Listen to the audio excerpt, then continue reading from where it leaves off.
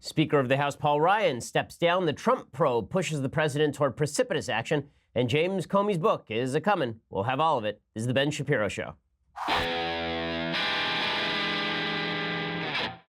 So we do have a lot to get to today, and we'll get to all of it in just a second. First, I want to say thanks to our sponsors over at LegalZoom. So it is a fact of life. Attorneys are really, really expensive. I know, because I am one. You're likely to pay around $300 an hour for even a mediocre to decent attorney. There is just one reason why smart business owners turn to LegalZoom. Over 2 million Americans have used LegalZoom to start their businesses with LLCs, incorporation, and more. But even after your business is set up, LegalZoom can still help you out. Things like lease agreements, changing tax laws, contract reviews.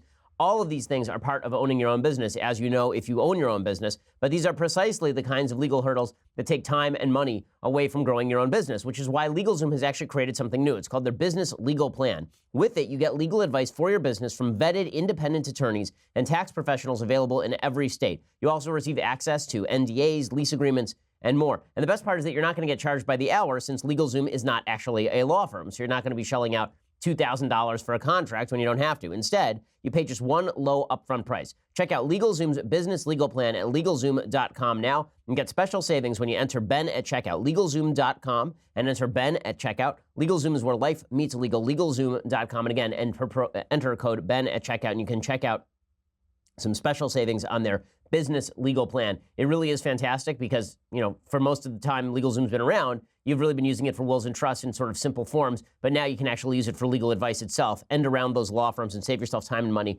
LegalZoom.com, and use that promo code Ben at checkout for some special savings, and also to let them know that we sent you. Okay, so Speaker of the House Paul Ryan is now out, and what's been fascinating to see is how the left and how the media have reacted to Paul Ryan leaving. So for a long time, they were looking at Paul Ryan as though he was the future of the party. He was the alternative to Trump. And there were a lot of people who were thinking that this was a Trump-Ryan battle. That was the battle that really mattered. Now, listen, President Trump won the presidency, and that battle ended in a certain way with a rapprochement, which is that President Trump was going to be the attitude of the party, and Paul Ryan was going to be the idea man of the party. And that's essentially how things worked for the first year. Because let's be real, most of Trump's sort of heretical priorities, the things like trade wars or infrastructure plans, those things didn't go anywhere with Paul Ryan in the House. The stuff that actually did move were some regulatory reform measures, were the tax cuts, the attempt to restructure entitlements in the tax bill, right? All of that was Paul Ryan stuff. So what you actually got was Paul Ryan type governance in many areas and Donald Trump style rhetoric.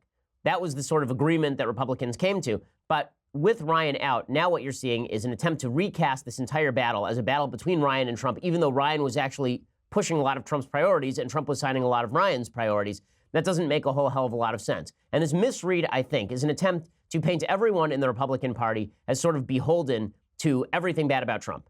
See, this is the goal of the left now. So the left tried to do this in 2016 by calling everybody a deplorable who supported President Trump. Now what they're attempting to do is they're attempting to say that anyone who even tangentially worked with President Trump actually made a Faustian bargain with President Trump. This is the tenor of the media coverage. And I don't think that that's correct. I don't think it's a Faustian bargain at all to say, listen, I don't like President Trump's character. I don't like what he's been doing on character, but I like a lot of his policy. That doesn't seem like a Faustian bargain at all. That seems like normal politics on a pretty daily basis in Washington, D.C., where everybody sucks and where the politics is what matters in the end. The policy is what's supposed to matter in the end. But Paul Ryan was asked about this by Jake Tapper. Tapper on CNN said to Ryan, did you make a Faustian bargain with President Trump? I'm really proud of the accomplishments we have here. And so I don't see this as some Faustian bargain, devil's bargain, or whatever it is you call it. I see it as the country said, go fix these problems. You guys get the majority in the House. You get the majority in the Senate. Here's the presidency. Now go do something with it. That's what we're doing. That's not devil's bargain. That's actually doing what the people in this country asked us to do and keeping our word. And I'm very proud of that fact. I mean, I'm wondering what exactly the media mean when they say things like devil's bargain. Do they mean that Paul Ryan has not been critical of Trump on character grounds? Because that's not true. Do they mean that Paul Ryan has sometimes soft-pedaled those character criticisms in order to get policy done? Maybe that's true, but he's also working with a Republican. He's working with a president in his own party, and he has to keep his eye on the prize when it comes to policymaking, which, after all, is his job as Speaker of the House. Tapper continued to push Ryan on this on CNN yesterday, saying, does Trump embarrass you? I know after the Access Hollywood tape came out in October 2016, Mr. Trump was asked not to appear at an event for you. Now it's back in the news in a major way. This must bother you. Access Hollywood, Stormy Daniels, Karen McDougal, at a certain point, it must be embarrassing. Well, look, I didn't even read the article. I mean, I'm obviously familiar with what you're talking about. So we're pretty focused on just getting our work done here. And so this is something that I'll let you guys speculate about. Right now, I'm busy trying to get things done in Congress. We've got a big agenda here. And so that's kind of where my focus is. And I don't really have much punditry to offer you on this. And look, I just think the way the president ought to handle this is compartmentalize it and focus on doing your job. We've got issues with Syria. We've got a balanced budget amendment we're passing this week. We've got a lot to do, and that's what I'm focused on. So here's what's hilarious about this. Basically, if you're Paul Ryan and you're just a guy who's trying to get an agenda through, you're just trying to get some things done, you're getting ripped by the right as somebody who's not sufficiently supportive of President Trump, even while you're pushing President Trump's agenda, and you're being ripped by the left for not going out there and ripping Trump every day. Well, for Paul Ryan and for a lot of other Congress people who I'm talking to in Congress, Trump is not the top of their priority list. They weren't elected 10, 15, 20 years ago to be beholden to Trump, nor were they elected 10, 20, 30 years ago in order for them to shift their entire schedule of their day around reacting in the media to what President Trump does, either negative or positive. And so, you know, when Paul Ryan says, listen, I'm going to keep my nose to the grindstone and do what I'm supposed to do, he gets ripped on both sides. It's pretty astonishing. It's pretty astonishing. And I think Meghan McCain made a really good point yesterday. So Meghan McCain obviously is John McCain's daughter. And yesterday on The View, there were a bunch of people who were, all the left was cheering Paul Ryan leaving as Speaker of the House. They say, oh, it's just so great that Paul Ryan is out because Paul Ryan is a shill and Paul Ryan hasn't stood up to Trump and all the rest of this stuff. All these same Democrats who never stood up to Bill Clinton or Hillary Clinton one iota. And now it's about Paul Ryan who didn't stand up to Trump, even though during the election cycle, Paul Ryan actually did stand up to then candidate Trump in the middle of the election cycle and disinvited him from a particular event after the Access Hollywood tape and told all the members of his Republican caucus that he wasn't going to be openly campaigning for Trump up till the election. Right? But this was not enough for the folks on the left. They say that, you know, they're really happy that Ryan is going. And Meghan McCain makes a good point. She says, listen, if Ryan is not sufficient for you in terms of his sort of tenor, then why exactly wouldn't people vote for President Trump? Though, what do you want? If Paul Ryan isn't good enough and people, but that's not logical. We shouldn't want that. We live in a democracy. We should want two healthy parties debating against each other. But if Paul Ryan is the greatest sin, this is how we got Trump. Because if Paul Ryan and Mitt Romney and people like this are the worst kind of politicians, then you deserve Trump. Because he's not. He's a truly decent man that was trying to fight for democracy and conservative ideals. And now what's going to be left, I have no idea. Okay, good for Meghan McCain. This is exactly right. What Meghan McCain is saying here is exactly right. You know, the left sits around, they wonder, how did we get Trump? How did we get Trump? By calling Paul Ryan the worst, by calling Mitt Romney the worst, by suggesting that people who were decent were actually bad. And then you know what the right did? They said, well, maybe it was their decency that lost them the election. Maybe what we need is an indecent man who punches in order to win an election. And then Trump won on exactly that basis. And then you're wondering why the right has resonated to President Trump? You're seeing this sort of coverage across the spectrum from folks on the left. Tim Alberta, who actually used to work at National Review, so he's not a left-winger, but he writes now for Politico, and he has a whole article called The Tragedy of Paul Ryan. He began as a Jack Kemp conservative. He ended as Donald Trump's man on Capitol Hill. That's not remotely true. He was not Donald Trump's man on Capitol Hill. He was trying to push against a lot of Trumpian priorities. It was Paul Ryan who was attempting to end around Mitch McConnell and get some actual things done. Now, again, I'm not a huge advocate of Paul Ryan as Speaker of the House. I don't think Paul Ryan was the best Speaker of the House in the world. I don't think that he was the worst Speaker of the House in the world. I think he was better than John Boehner. I think he was worse than Newt Gingrich.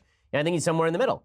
But this newfound attempt to paint Ryan leaving as anything but Ryan leaving because he doesn't want to be blamed for a blue wave that is not his fault is, I think, revisionist history on both sides. So on the left, they're saying Paul Ryan is leaving because Trump has taken over the party. On the right, they're saying Paul Ryan is leaving because Trump has taken over the party. I don't think any of that is true. I mean, that's why President Trump was praising Paul Ryan yesterday, because in President Trump's view, correctly, Paul Ryan was an ally in helping him push some of his political priorities.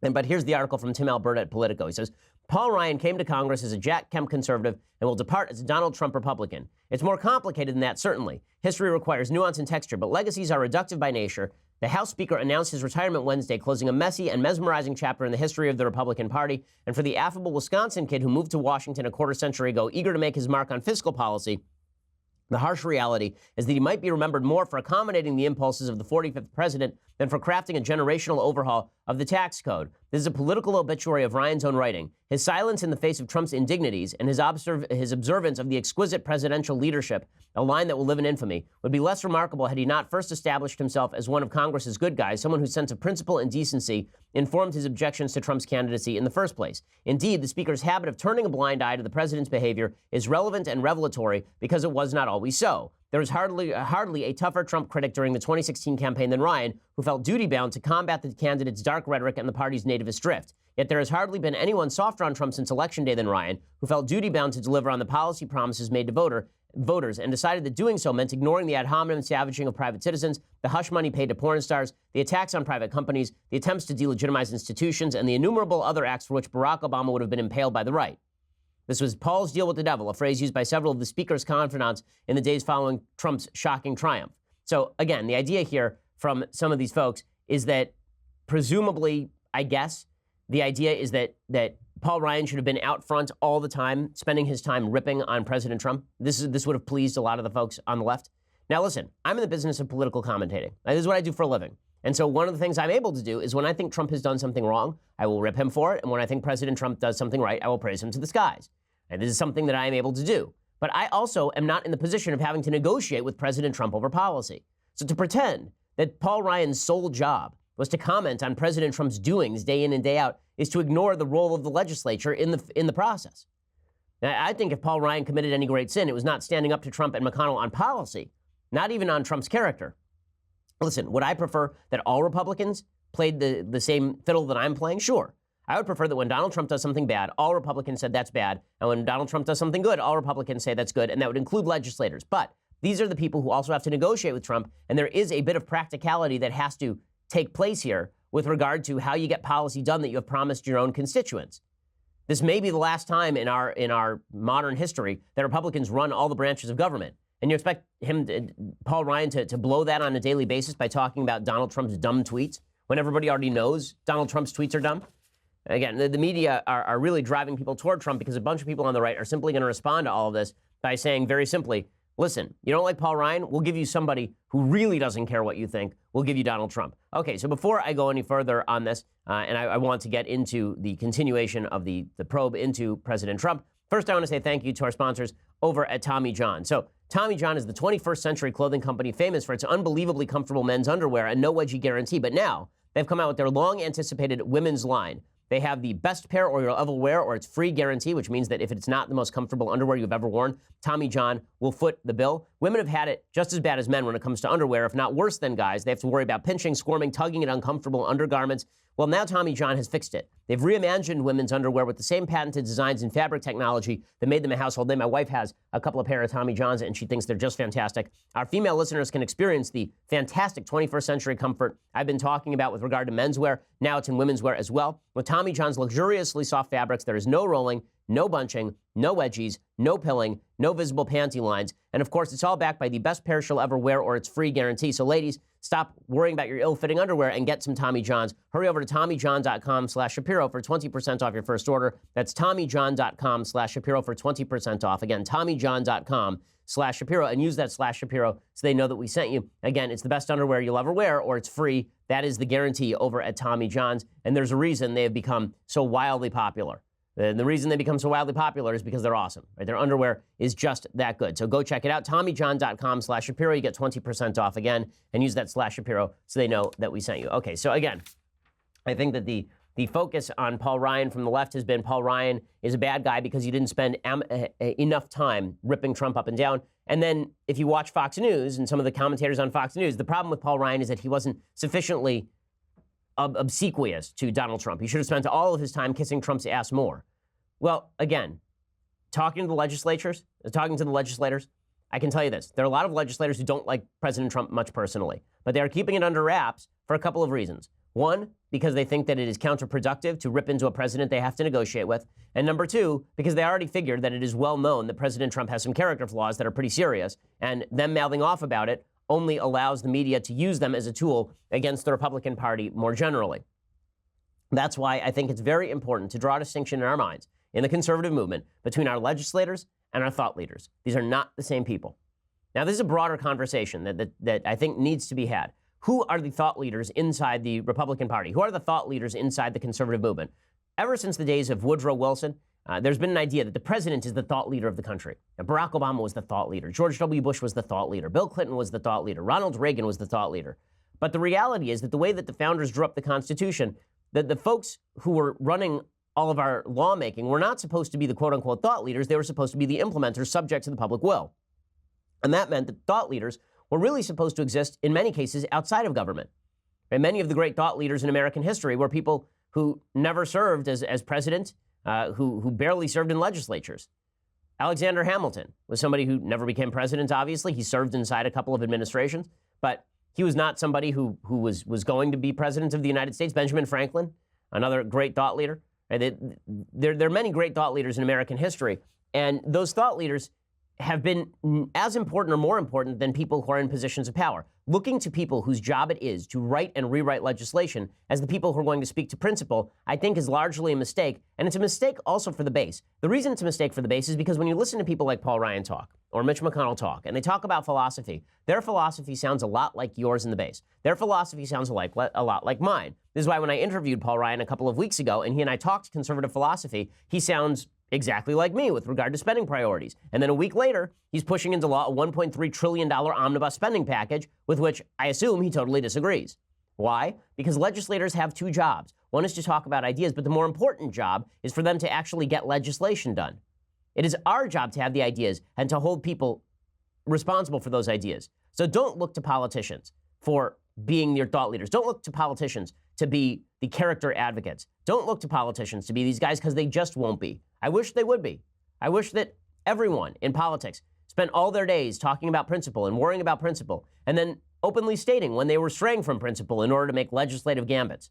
But that's not how this works. That's not how this works. And blaming Paul Ryan for how the system works, I think, is a mistake and also leads us to some pretty stupid conclusions about the kind of politicians that we should be electing instead of the kind of politicians who can get things done, and then it's up to us to toss them out if they don't get those things done or if they don't reflect our own ideology. Okay, meanwhile, President Trump's really, really angry, continues to be very, very upset about this FBI probe, and we are now finding out what exactly the FBI was looking for when it raided Michael Cohen's office. Michael Cohen, of course, was President Trump's personal lawyer, and the personal office of Michael Cohen was raided by the FBI. Apparently, one of the things that they were looking for were documents related to the Access Hollywood tape. So what exactly does Michael Cohen have to do with the Access Hollywood tape? As you recall, in the late days of the election, there was a tape that was broken from Access Hollywood in which President Trump was caught on a hot mic talking with Billy Bush and speaking about how he was a fond fan of grabbing women by the genitals, right? And how if famous people grabbed women by the genitals, they were totally fine with this. And of course, this was a big hubbub, and Donald Trump dropped 8 to 10 points in the polls, and everybody assumed his electoral chances were over, including me, right? All of this was a big hubbub at the time, but what does it have to do with Michael Cohen, right? What does that have to do with President Trump's lawyer? Well, the suggestion is now being made, and this, if this is really all this is going to be, honestly, if the FBI raided Michael Cohen on this basis, if the FBI raided Michael Cohen based on only the Stormy Daniels stuff, this is really weak tea. Okay, but here's what the suggestion is. The suggestion was made by Adam Schiff, the representative from, actually, I believe my district. He made that suggestion. He said, quote, "The reported seizure could be about whether Michael Cohen was making an effort to suppress release of that tape, much like he was trying to pay hush money for these other people, Stormy Daniels among others, to keep their stories out of the press during the presidential campaign, and whether that was a violation of the campaign finance laws not to report it." That's one possibility. It's also a possibility that they're looking at whether the Trump campaign and Michael Cohen had any role in the timing of the WikiLeaks of the Russia-stolen Podesta emails. You'll recall that the timeline that day was the Access Hollywood tapes were released at like 3:56 p.m. and 4:30 p.m. WikiLeaks dropped all of the Podesta emails. And so I guess the suggestion is now being made by Adam Schiff that Michael Cohen called up the Russians and said, listen, guys, I know you're going to release the Podesta emails anyway, but it'd be great if you could accelerate that release so that we can have a counter narrative. I find that exceedingly hard to believe. Now, it's quite possible that they're looking for evidence that Michael Cohen has spent a lot of time paying off various paramours and bad stories for Donald Trump. There's another story like that from The New Yorker today. The New Yorker printed a story that says that the National Enquirer paid $30,000 to a doorman of Donald Trump's who was trying to sell a story that said that Donald Trump had fathered a child out of wedlock in the late 80s. No one knows who that child would be. We can all speculate, and I guess we could do some fun speculation and just pray and hope that it wasn't Justin Bieber. But we also know is that the National Enquirer had actually done this to Stormy Daniels before, I believe, or was it? There's another Playboy bunny. There was somebody else that the National Enquirer had paid for a story, Karen McDougal maybe, and then dropped the story and quashed the story. And so there was suggestion that this was also an in-kind contribution to the Trump campaign. If all that we've got here is in-kind contributions to the Trump campaign, I don't think that's enough for impeachment. I just don't.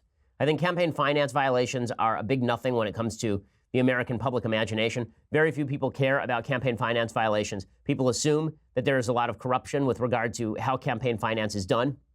And again, the Obama administration took in $2 million in 2008 of illegal campaign contributions, and they ended up paying like a $400,000 fine by 2012. There was no suggestion that that Obama should have been impeached over all of that. But again, this investigation is certainly a thorn in the side of President Trump. Steve Bannon is suddenly back, right? You remember Sloppy Steve, and President Trump ousted him to my great enjoyment. And Steve Bannon, who was the former White House chief strategist, who then went into the press and started ripping on President Trump and calling him stupid and calling Ivanka stupid and saying she was dumb as a brick and all this kind of stuff.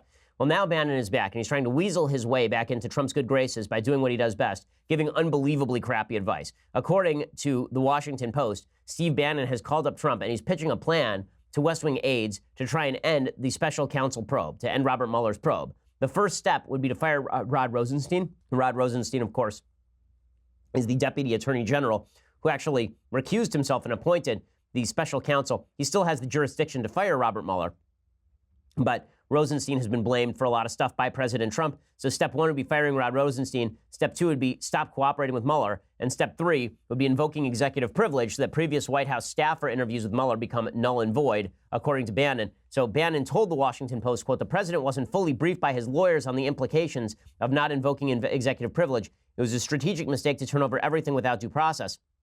An executive privilege should be exerted immediately and retroactively.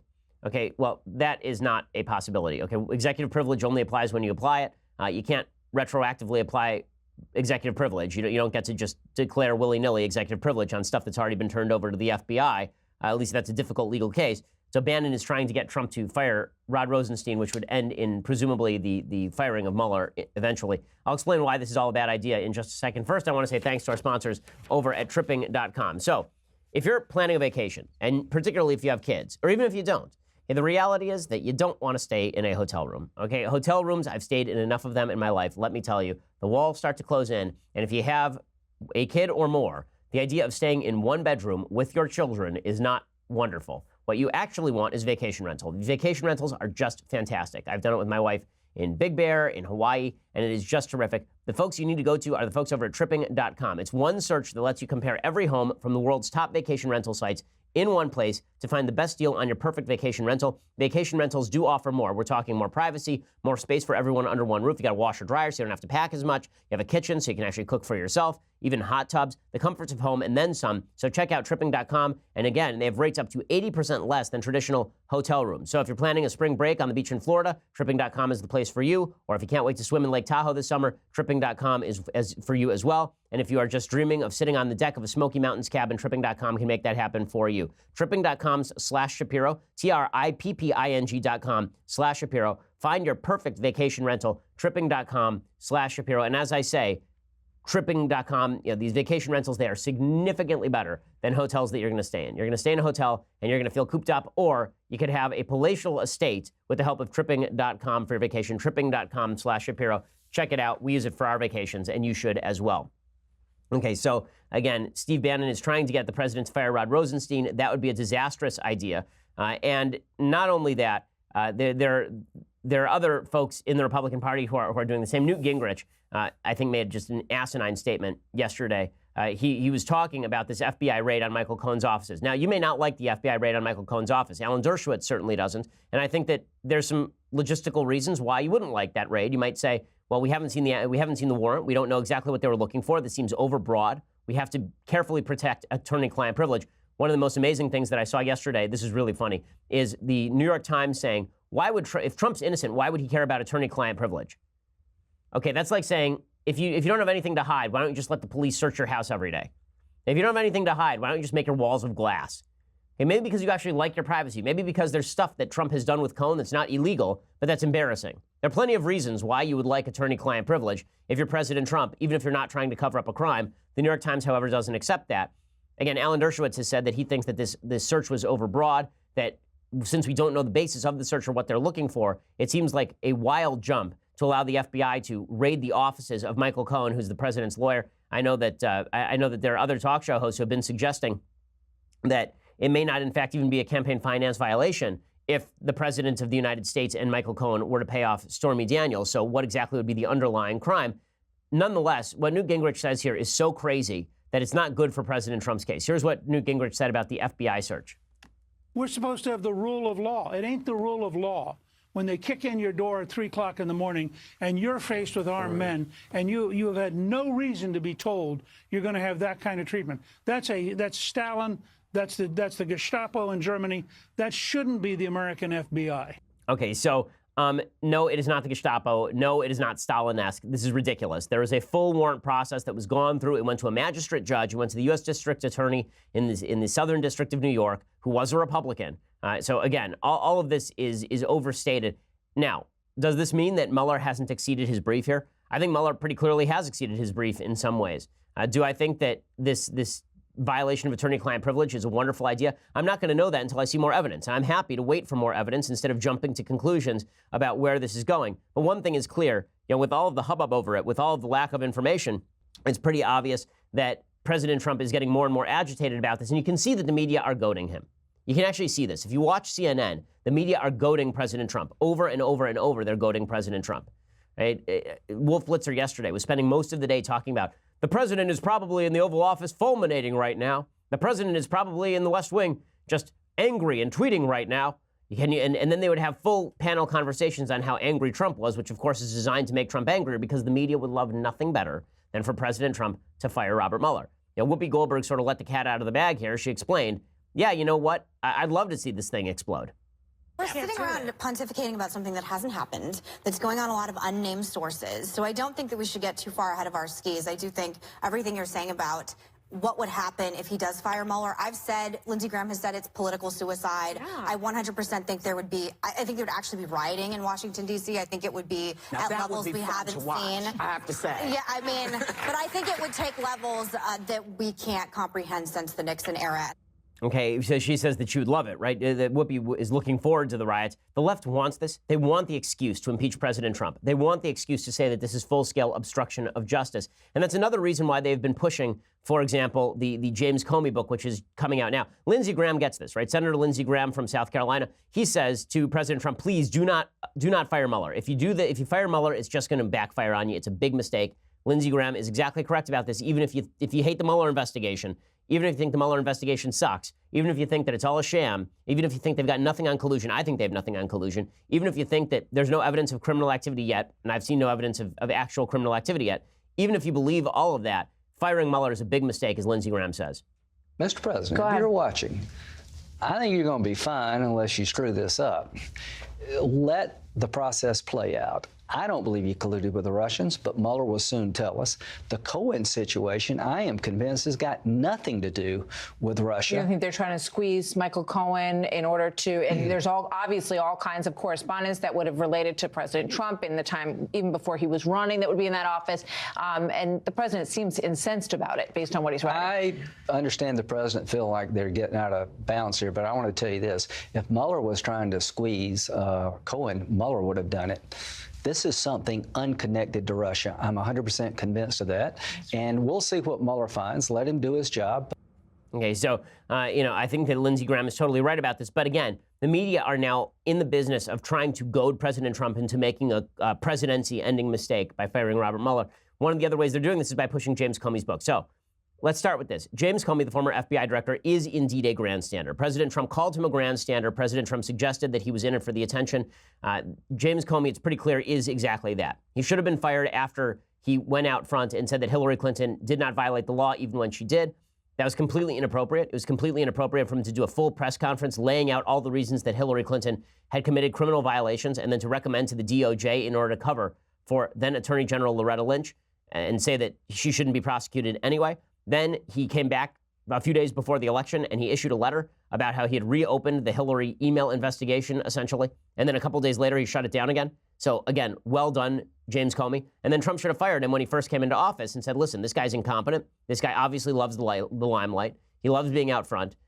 This is absurd. Instead, President Trump kept him around in some sort of misguided bid for, I guess, bipartisanship. And then he kept going to James Comey and he kept saying, listen, FBI director, can you just say that I'm not under investigation? And Comey kept saying, you're not under investigation, but I'm not going to say it. And the reason I'm not going to say it is because if you do fall under investigation, then I'll have to announce it. And Trump said, okay, fine, so do that. Like, fine, but just say I'm not under investigation right now. Like, why is that so tough? Comey wouldn't do it, so Trump fired him. Totally within his purview. Okay, James Comey himself testified before Congress that his investigation was not impeded in any way by President Trump. That President Trump did not act well. That President Trump, had asked him about loyalty. That President Trump had suggested that he drop the investigation of Mike Flynn. But at no point had Trump actually exerted pressure on Comey to do anything. Right? He said a couple of things, but that does not necessarily amount to exerting pressure, especially when he's the president of the United States and he can actually do a lot of stuff within the purview of his executive power in order to quash an investigation if he wants to. Well, Comey waits a full year after his firing, and now he's coming out with this book all about how honorable and duty-bound he is.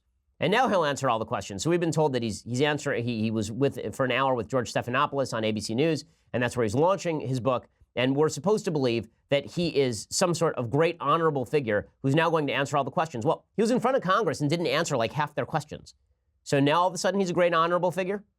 And of course, the media are truly well and good excited about this. I mean, they are just, they're sweating bullets with excitement over how wonderful this is going to be. And I'll show you just how excited they are in just a second. First, you're going to have to go over to dailywire.com and subscribe. For $9.99 a month, get a subscription to Daily Wire. When you do, the rest of my show live, the rest of Klavan's show live, the rest of Knowles' show live, and we have other goodies as well. Matt Walsh is doing a show now, so you can check that out too when you go to dailywire.com.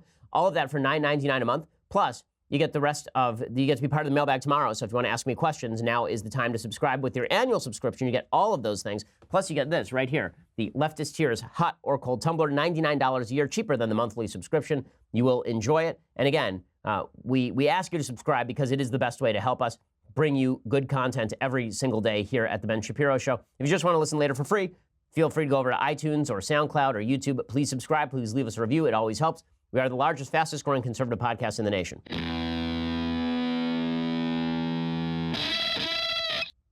So the media are very pumped up, of course, about James Comey. And James Comey, there are clips now coming out from his interview with George Stephanopoulos. First of all, every time I mention George Stephanopoulos, I'm going to say former Hillary Clinton Chief of Staff George Stephanopoulos. And George Stephanopoulos acting as a lead anchor on a major news network is just insane. It is insipid. It's the equivalent of having Karl Rove anchor coverage on some tell-all book from the Obama administration. It's just ridiculous. But here's George Stephanopoulos interviewing James Comey and Comey doing his righteous indignation routine. How strange is it for you to sit here and compare the president to a mob boss? This Sunday night on ABC. Are there things that you know but haven't said that could damage President Trump? James Comey. And to those who say you should have brought Hillary Clinton before a grand jury? The exclusive interview everyone will be talking about. Was President Trump obstructing justice? Should Donald Trump be impeached? Stephanopoulos, Comey. This Sunday night at a special time, 10/9 Central on ABC. So much honor, so much higher loyalty. Oh, you can see George. I mean, I love that promo, especially because all you have are cutaway shots of Comey. Right? And Comey doesn't say a word anywhere in there. He apparently calls Trump a mob-like figure, a mob boss figure. Well, again, I don't think that that's wildly unpredictable, given the fact that President Trump's own lawyer has suggested he is Tom Hagen, right? I mean, Michael Cohen has said that he's Tom Hagen to Donald Trump's Michael Corleone, so that's not exactly a shock in any real sense. But the media are very excited about Comey because what they're hoping is that, again, Donald Trump gets so angry over Comey that he just gets mad the next day and fires Mueller for no reason at all. The reality is that James Comey, there's so much politics going on and so little of honor going on. It's pretty insane. The media are also hot and bothered by the news that the RNC is going after James Comey in advance of the release of this book.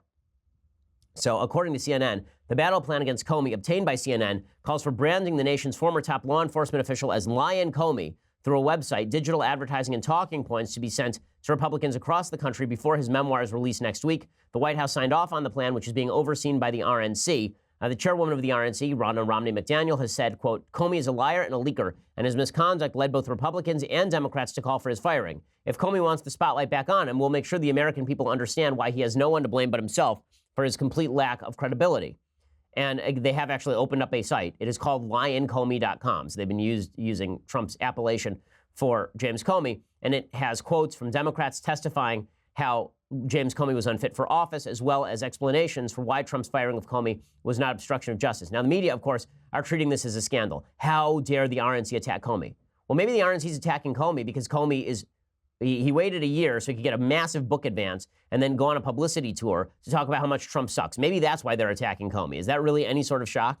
And again, Comey deserves pretty much every bit of it. Comey has been wildly dishonorable throughout a lot of this process. That doesn't mean that Trump was smart to fire him. He wasn't.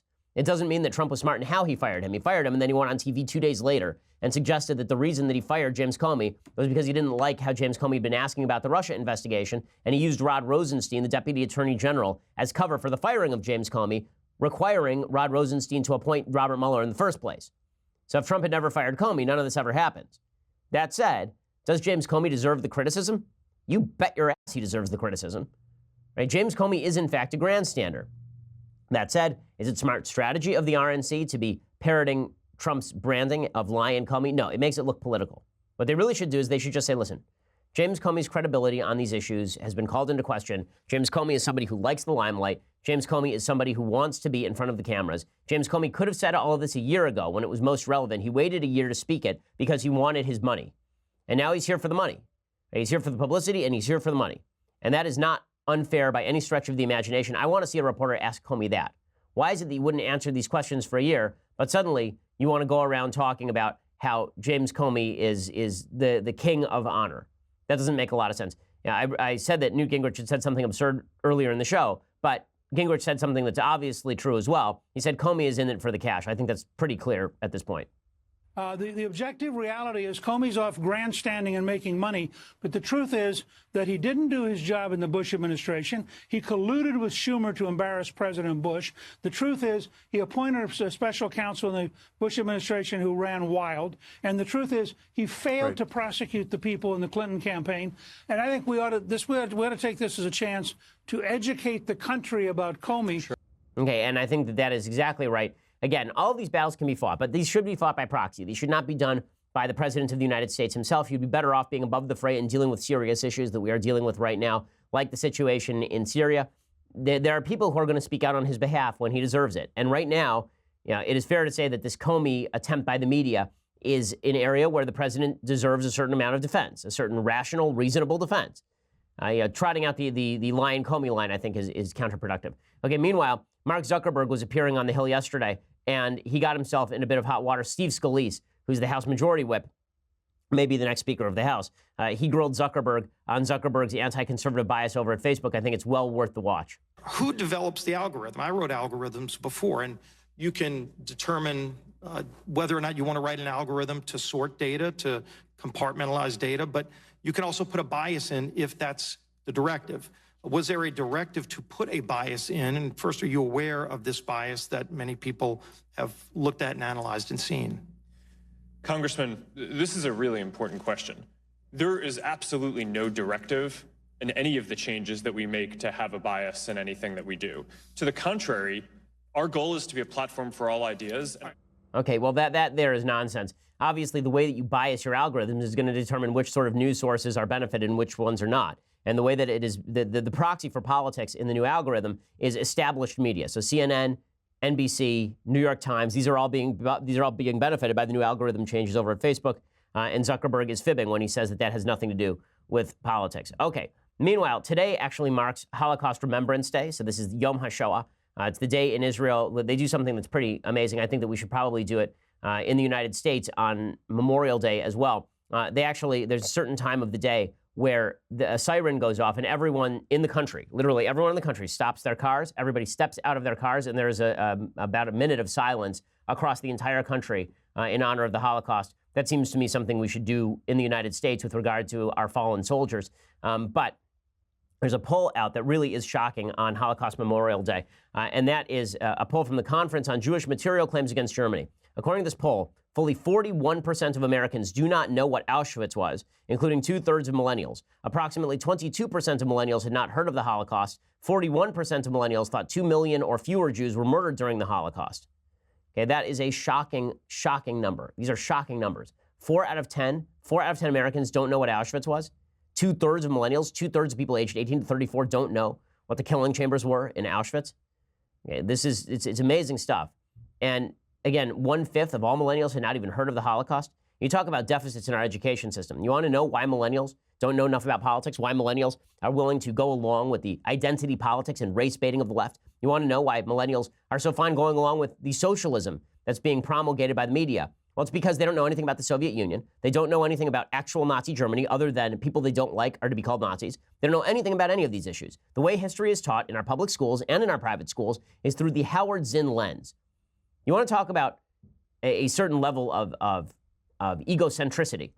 Egocentricity runs rampant through Howard Zinn. Why? Because his entire take on history is that America is responsible for virtually everything bad. And the way that American students should learn is by learning what America has done that's wrong. Now, I think that part of a well-rounded education is understanding what Americans have done right and what we have done wrong, what America has done right and what we have done wrong. But if you want to look at the actual learning of history, you have to look at world history, and you have to look at the alternatives to America. You have to look what has happened in other countries when other systems of thought have been embraced.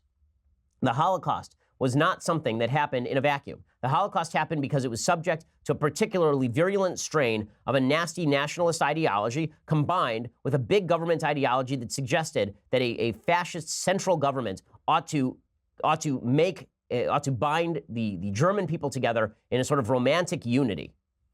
And there's a sort of Weltanschauung that dominated in Germany, and that the government was the font head of all of this. That Hitler was the father figure, and that he was the great leader, and that all of the German people were going to unite behind Adolf Hitler and recognize their own Aryan superiority, and then they were going to unite in order to make Germany great again by having Germany essentially run from the top down. And eventually this culminates obviously in the gas chambers at Auschwitz. Now, the question is, where does this fit into our modern political context? Well, it should tell us a few things. It should tell us about the dangers of a centralized government that disarms people and then determines that some people are subjected to different rules because of their race. It should tell us that identity politics is really negative and really dangerous, and that judging people by their race and ethnicity ends poorly. It should tell us that romantic nationalism is not the same as patriotism, that if you're a patriot, you believe in America because of our ideals and our creed. You don't believe in America just because of the people who are here. And you certainly don't believe in America because of ethnic solidarity. And these are the lessons of the Holocaust. But you're not going to learn those lessons if you don't know anything about it. And you're certainly not going to know anything about the Middle East if you don't know anything about the Holocaust. You're going to give a lot of credibility and credence to groups that openly call for a second Holocaust. I'm talking about Hamas and Hezbollah, both of which have been praised by Jeremy Corbyn, the leading figure in the Labour Party in Britain, the possible next prime minister of that country. You're not going to know why Israel exists if you don't understand the threat of anti-Semitism in Europe. You're going to give a lot more credence to the Iran deal if you don't recognize the possibility of a second Holocaust. This is something that happened, folks. This was not a myth. A few years back in 2011 or 2010, I wrote a memoir for helping out a fellow who had survived the Holocaust. And this memoir was about his survival at Auschwitz. He's actually a cousin of Elie Wiesel. And I can tell you, this was a real thing that happened, okay? And if students don't know about it, that is a shanda, right? It is a shame. It is a disgrace to our education system. And it's something that needs to be immediately corrected by an education system that is failing us on virtually every level. Okay, time for a couple of things that I like and then a couple of things that I hate. So let's begin with a thing that I like. So I've been doing kind of little-known musicals. Well, I'm straying from that today. I'm doing a well-known musical. This is one that your high school probably produced. But I was re-listening to it the other day, and the lyrics particularly to this musical are just great. Guys and Dolls. The movie version is not bad. It's a little long. Marlon Brando can't sing, which is a serious problem because the actual main part should be able to sing, right? Sky Masterson should be able to sing in it. But the lyrics are so clever in Guys and Dolls. It's really worth the listen. Here is, of course, one of the famous numbers from it called Fugue for Tin Horns. And it's three guys who are talking about betting on horse racing.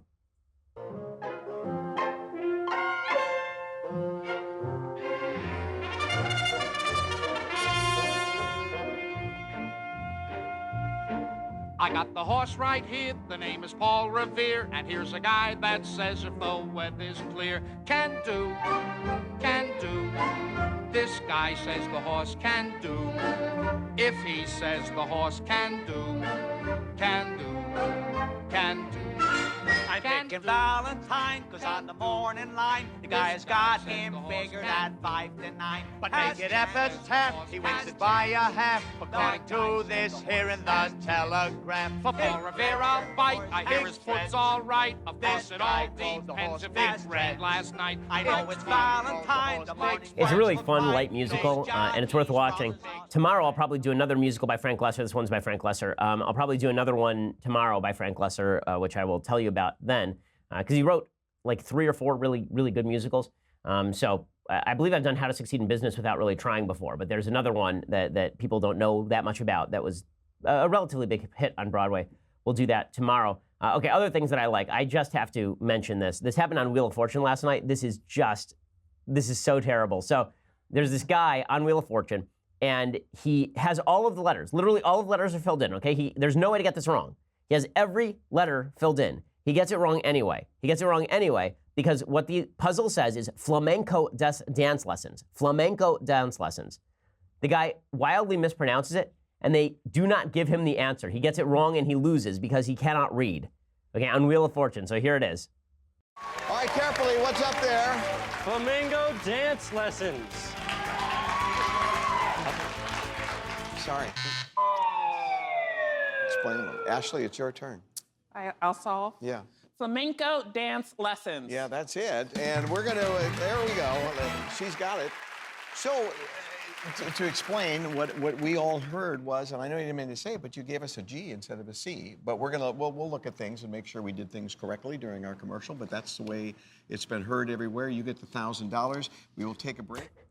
Look at the guy's face. You just look at Johnny's face. Johnny's like, what? What just happened now?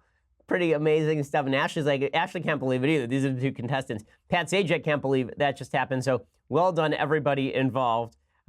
Yeah, we may need to revitalize our education system for a second reason, namely learning how to read, because wow, just a thing. Okay, so other things that, time for a couple of things that I hate. All right, so yesterday, President Trump signed a bill into law against sex trafficking. This is not a thing I hate. This is a thing I like very much. Here's what it looked like when President Trump did this yesterday. You'll see a couple of the women actually dancing as he signs the bill, because it's rather important to have laws on the books against sex trafficking of women and children. H.R. 1865, Mr. President. Awesome. We are so excited, and this is landmark legislation that is truly, as the leader said, going to save lives, and it already is. I received a text message from the Manhattan DA last night that said we have already shut down 87% of the online sex trafficking ads out there. Well, I want to thank everybody. This is my great honor, and I will say the political people around the desk of every one of them, Democrat and Republican, have worked very hard. Okay, so this is obviously a good thing. Well, there is a problem, however, and that's that the Women's March is very upset about it. So you ask, why would the Women's March be in favor of a site that involves itself in sex trafficking? Why would that possibly be? The answer is because the Women's March is also standing up for prostitution. So they tweeted out on April 7th, the shutting down of Backpage is an absolute crisis for sex workers who rely on the site to safely get in touch with clients. Sex workers' rights are women's rights. Okay, then. In the coming days, we will be sharing more about sex workers' rights to uplift this critical issue. We're all still learning, and as always, we have listened to the voices of those most impacted. Hashtag sex work is work. Well, but I assume that the women's marchers would also think that men who engage in prostitution are disgusting pieces of human filth, which is a proposition with which I generally agree. So that's a weird statement. And you're in favor of prostitution, but you think the men who engage in it are disgusting. Got it. Also worth noting, Backpage itself is directly linked, according to critics, with sex trafficking and sexual abuse of children. Senator Rob Portman said it is a positive step forward in our efforts to hold accountable sex traffickers that sell women and children online. Claire McCaskill, who's a Democrat, she said state and local law enforcement need this bill to enable them to take swift action against websites that knowingly facilitate sex trafficking of children online. Okay, so the Women's March, why exactly would they be defending this? Because the Women's March defends the worst things on earth, okay? The leaders of the Women's March have defended Louis Farrakhan. The leaders of the Women's March have been involved with Planned Parenthood. Is it any shock that they're defending Backpage.com because they haven't done the sufficient research at best? Again, it's pretty astonishing that they would go so far as to defend a site that apparently is involved in child sex trafficking, but I guess that we're supposed to believe that only Trump voters are deplorable. Okay, well, we'll be back here tomorrow with all the latest. I'm Ben Shapiro. This is The Ben Shapiro Show. The Ben Shapiro Show is produced by Mathis Glover, executive producer Jeremy Boring, senior producer Jonathan Hay. Our technical producer is Austin Stevens, edited by Alex Zingaro. Audio is mixed by Mike Coromina. Hair and makeup is by Jesua Alvera. The Ben Shapiro Show is a Daily Wire Forward Publishing production. Copyright Forward Publishing 2018.